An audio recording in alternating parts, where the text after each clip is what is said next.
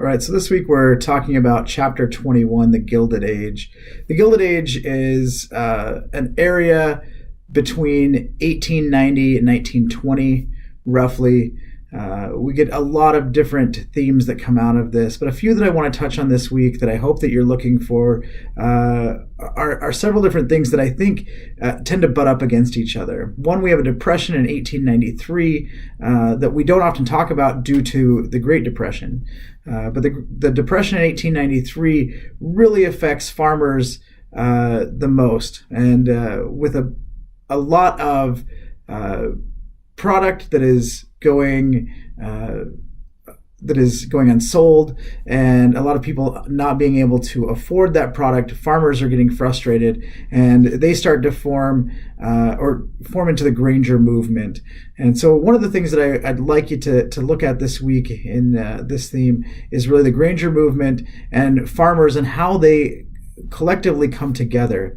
Now, if we just look at our own area and think about the conservative nature of our area and farmers and how they probably wouldn't unionize, this becomes a really big deal during this time period as people start to look towards unionizing and farmers who are individual becoming collective and being able to find ways that they can move through this movement and through the Depression effectively, trying to save their families.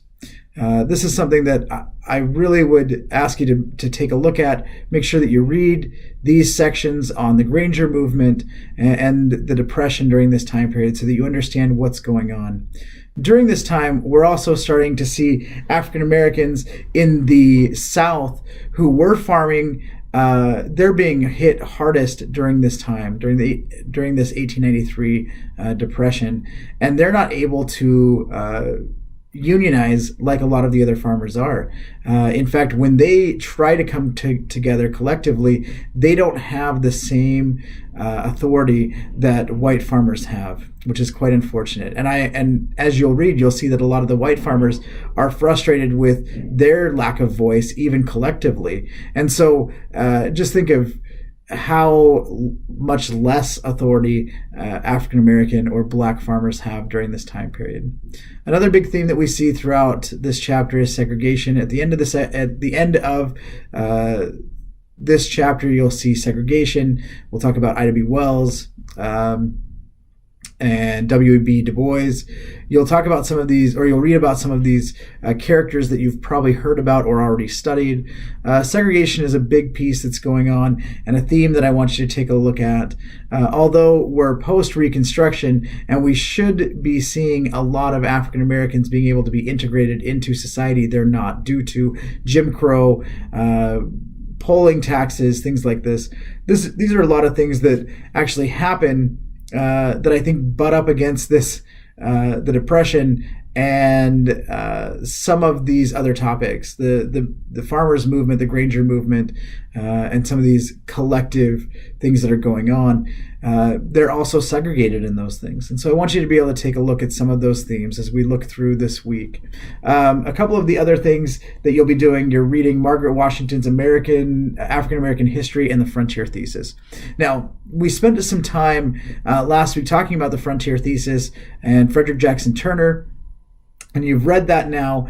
What I want you to take away from that reading as you come into that is really how African Americans fit into the Frontier Thesis, because we don't see them.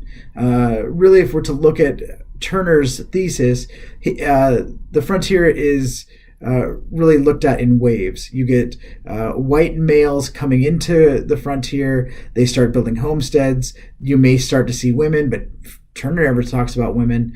After that, we start to see small towns setting up. You see these men who first came, they move farther west to get away from people. You start to see industry moving in, and then you see immigrants moving in. And Turner's idea of immigrants are German and Irish. That's it. He doesn't really talk about Italians.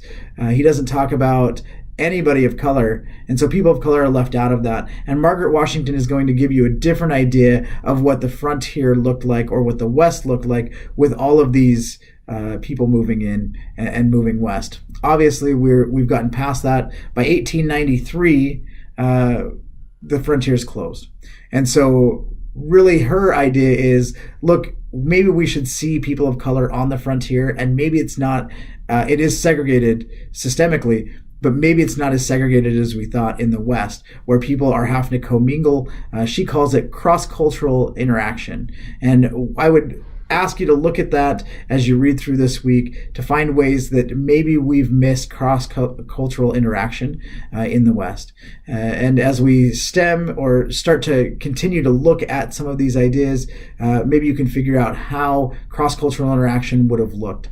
As we've talked about in the past, cross-cultural interaction does take place. We see a lot of